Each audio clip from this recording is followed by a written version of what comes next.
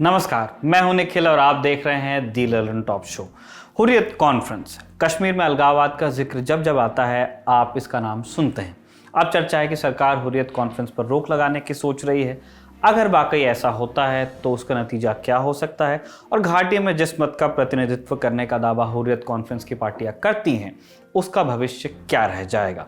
इन्हीं सवालों के जवाब टटोलेंगे आज के दिन की बड़ी खबर में, लेकिन पहले आप देखिए ये वीडियो।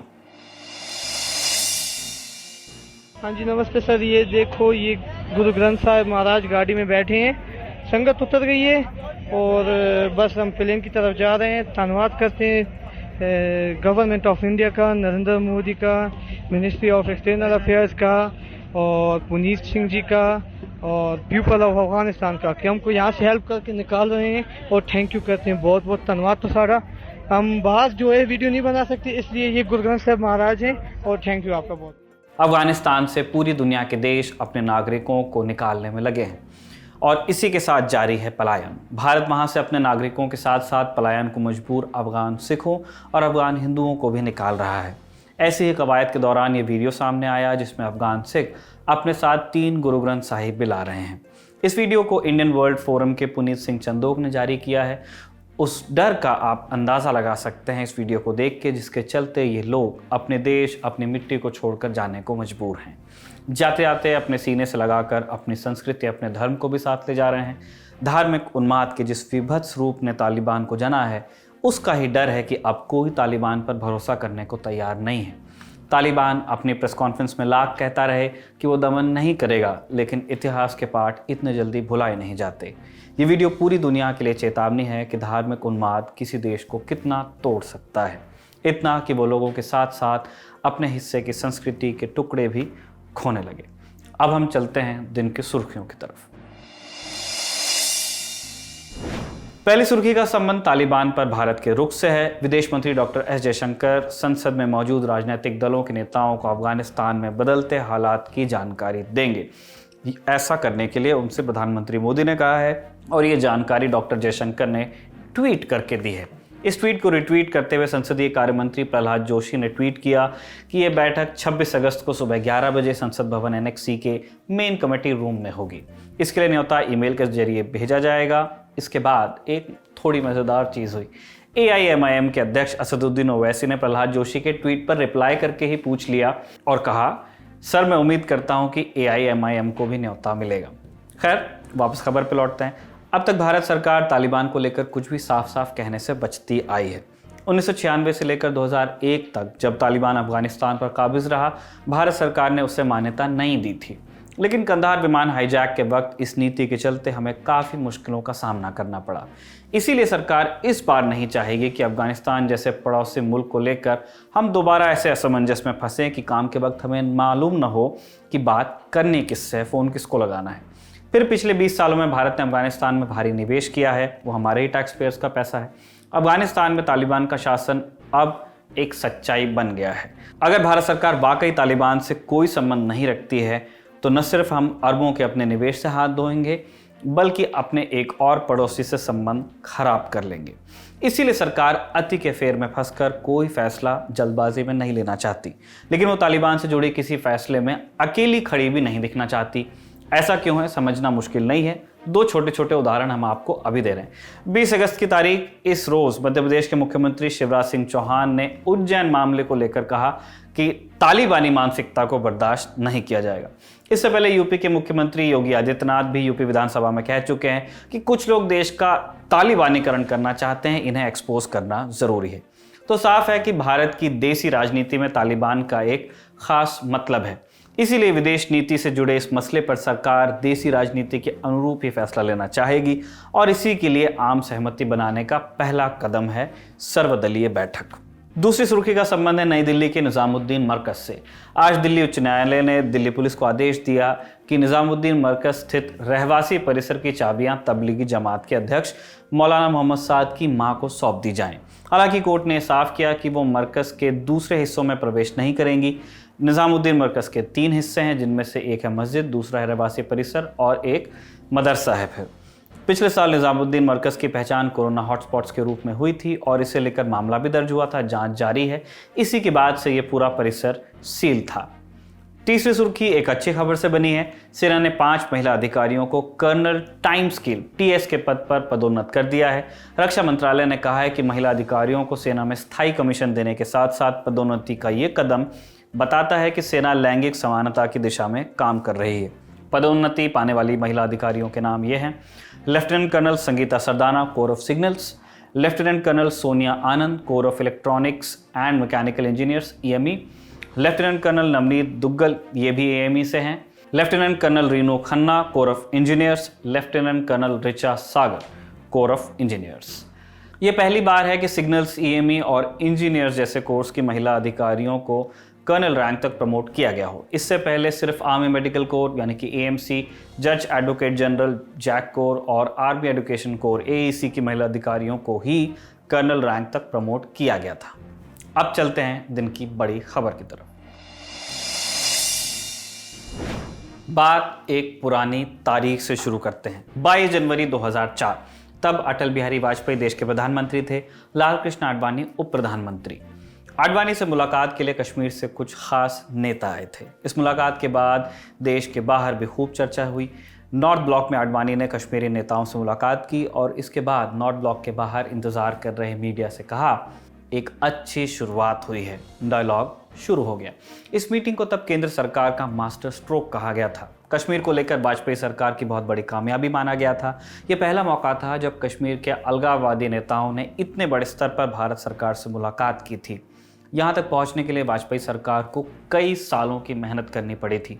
बैक चैनल बातचीत हुई थी। सरकार ने वरिष्ठ पत्रकार RK मिश्र को कश्मीर के अलगाववादियों को मनाने के लिए भेजा था। इसके अलावा इंटेलिजेंस ब्यूरो जैसी एजेंसीज भी इस काम में साथ थीं। तब जाकर कहीं अलगाववादी बातचीत के लिए दिल्ली तक आए। इस घटना का जिक्र बस ये बताने के लिए कि एक दौर में केंद्र की सरकार के लिए अलगाववादी नेताओं की अहमियत कितनी होती थी। तब कश्मीर में शांति का सूत्र अलगाववादी नेताओं से होकर गुजरता था। वाजपेयी के बाद मनमोहन सिंह सरकार में भी अलगाववादी नेताओं को मनाने की खूब कोशिश होती रही। खुद मनमोहन सिंह ने 2005 में हुर्रियत कॉन्फ्रेंस के कुछ नेताओं से दिल्ली में अपने आवास पर एक गुप्त मुलाकात की थी और तब एक तरह से अलगाववादियों को राजी रखना सरकार की मजबूरी भी रहती थी। उस दौर में कश्मीर में पत्थरबाजी से लेकर चुनाव के बहिष्कार तक सब कुछ अलगाववादी नेताओं के कंट्रोल में रहता था। कुछ साल पहले तक हाल ये था कि सैयद अली शाह गिलानी के दफ्तर से तय होता था कि कश्मीर में किस दिन बंद रहेगा। हड़ताल का पूरा कैलेंडर हुर्रियत कॉन्फ्रेंस के दफ्तर से जारी होता था एक तरह से। फिर 2014 में दिल्ली में सरकार बदलती है। कुछ सालों तक पहले की तरह अलगाववादियों की खबरें आती रहती हैं और फिर धीरे धीरे करके कश्मीर से नेशनल मीडिया में अलगाववादी नेताओं की खबरें आना लगभग बंद हो जाता है। और फिर एक दिन सूत्रों के हवाले से खबर आती है कि नरेंद्र मोदी सरकार हुर्रियत कॉन्फ्रेंस को बैन करने की तैयारी कर रही है। नरेंद्र मोदी सरकार अलगाववादियों के खिलाफ आखिरी चाल चलने की तैयारी में है। रिपोर्ट्स के मुताबिक हुर्रियत कॉन्फ्रेंस के दोनों गुटों पर सरकार अनलॉफुल एक्टिविटीज प्रिवेंशन एक्ट यानी UAPA के तहत बैन लगा सकती है। UAPA की धारा 3(1) में बैन लगाने का प्रावधान है। ये धारा कहती है कि अगर किसी संगठन के बारे में केंद्र सरकार को ये लगा कि ये संगठन गैर कानूनी काम करता है तो सरकार उस संगठन को गैर कानूनी बताने वाली अधिसूचना जारी कर सकती है। और अब इसी प्रावधान के तहत सरकार हुर्रियत कॉन्फ्रेंस को बैन करने वाली फाइल तैयार कर रही है। इस आशय की खबरें चल रही हैं। तो सरकार को अब जाकर क्यों लगा कि हुर्रियत गैर कानूनी काम कर रहा है? इस बैन की 2 वजहें गिनी जा सकती, संभावित बैन की। पहली तात्कालिक वजह की बात करते हैं। ताज़ा मामला MBBS कोटे की सीटों को बेचकर हुई पैसे की कथित उगाही से जुड़ा है। इस मामले का एक सिरा पाकिस्तान और दूसरा सिरा आतंक से जुड़ा है। पाकिस्तान के मेडिकल और इंजीनियरिंग इंस्टीट्यूट्स में कश्मीरी छात्रों के लिए कुछ सीट्स रिजर्व्ड होती हैं। स्कॉलरशिप कोटे के तहत कश्मीर के छात्रों की पढ़ाई यहाँ फ्री होती है।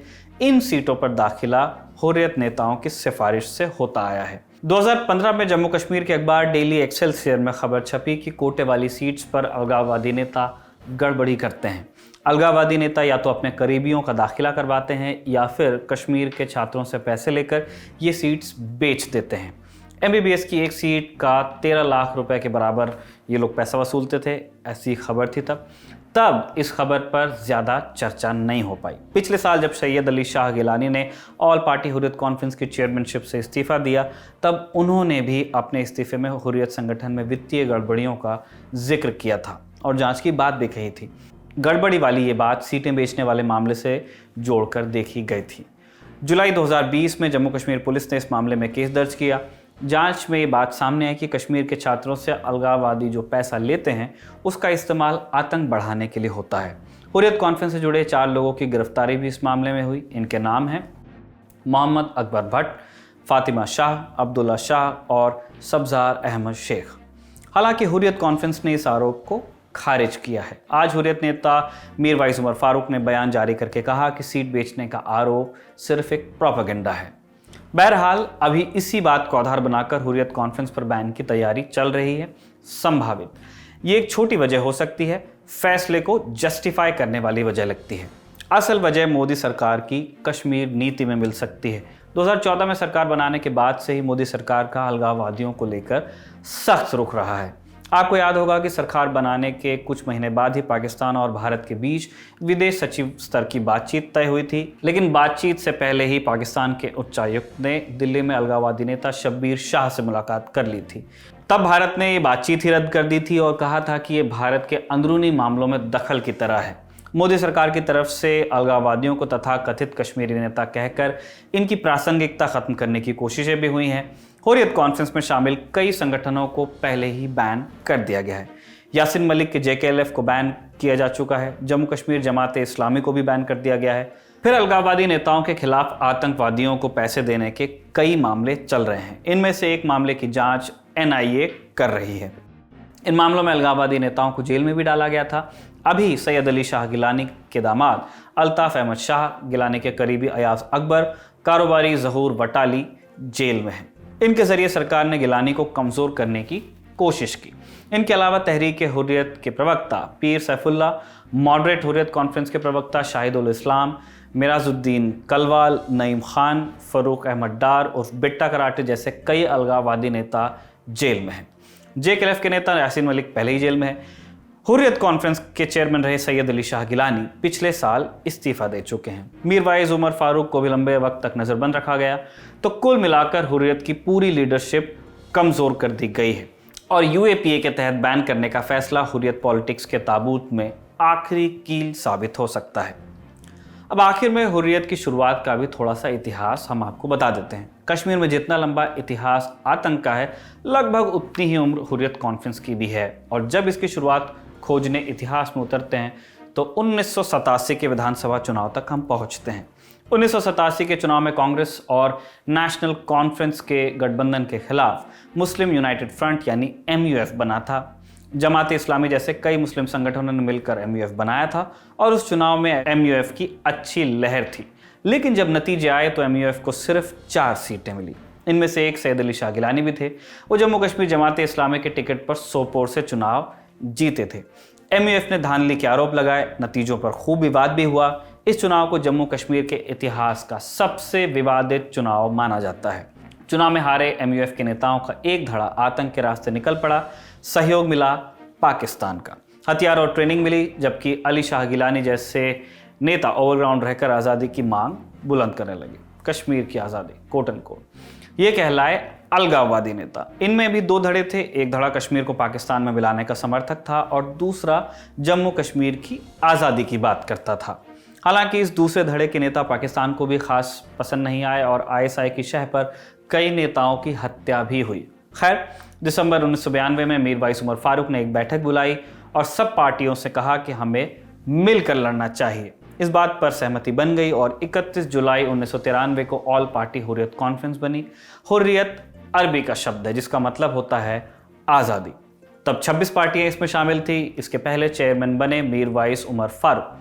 हुर्रियत कॉन्फ्रेंस की एग्जीक्यूटिव काउंसिल में तब 7 सदस्य थे। पहले जमात इस्लामी से सैयद अली शाह गिलानी, दूसरे JKLF से यासिन मलिक, तीसरे मुस्लिम कॉन्फ्रेंस से अब्दुल गनी भट्ट, चौथे इत्तेहादुल मुस्लिमीन से मौलवी अब्बास अंसारी, पांचवें पीपल्स लीग से शेख अब्दुल अजीज़, छठे अवामी एक्शन कमेटी से मीर वाइस उमर फारूक और सातवें पीपल्स कॉन्फ्रेंस से अब्दुल गनी लोन। अब्दुल गनी लोन बाद में चुनावी राजनीति में आ गए, लेकिन 2002 में उनकी हत्या हो गई। उनके बेटे सज्जाद लोन अभी पीपल्स कॉन्फ्रेंस पार्टी के प्रमुख हैं। दूसरे बेटे बिलाल लोन अब भी हुर्रियत कॉन्फ्रेंस का हिस्सा बने हुए हैं। तो हुर्रियत कॉन्फ्रेंस की शुरुआत के ये 7 बड़े चेहरे थे उस समय के हुज़ हू। हालांकि हुर्रियत कॉन्फ्रेंस में भी आपस में खूब झगड़े हुए, कई नेता छोड़कर चले गए, कईयों को निकाल भी दिया गया। 2003 में हुर्रियत कॉन्फ्रेंस के भी 2 हिस्से हुए। एक खेमा मीरवाइज उमर फारूक वाला बना, जो भारत सरकार के साथ बातचीत का पक्षधर था और इसे कहा गया मॉडरेट हुर्रियत, नरम दल उदाहरण के तौर पे। दूसरा धड़ा था गिलानी की अगुवाई वाला। गिलानी हमेशा रेफरेंडम और आज़ादी पर ही अड़े रहे, सरकार के साथ बातचीत की मुखालफत करते रहे। इस धड़े को हार्डलाइन हुर्रियत कॉन्फ्रेंस कहते हैं, हुर्रियत का गर्म दल कह सकते हैं। माना जाता है कि गिलानी कश्मीर में पाकिस्तान की सबसे भरोसेमंद आवाज़ हैं। वो कश्मीर में पाकिस्तान का झंडा बरदार हैं, अपनी रैलियों में कई बार पाकिस्तान के नारे बुलंद कर चुके हैं। लेकिन मोदी सरकार आने तक गिलानी ही कश्मीर में हुर्रियत का सबसे बड़ा चेहरा थे। हालांकि अब उनकी राजनीति भी अवसान पर है, उनकी उम्र 90 से ऊपर चली गई है। हुर्रियत कॉन्फ्रेंस भी अब वो छोड़ चुके हैं। अब मीरवाइज उमर फारूक के अलावा कोई बड़ा हुर्रियत नेता नजर नहीं आता है। इसीलिए माना जाता है कि हुर्रियत कॉन्फ्रेंस की राजनीति भी अब खात्मे की तरफ है।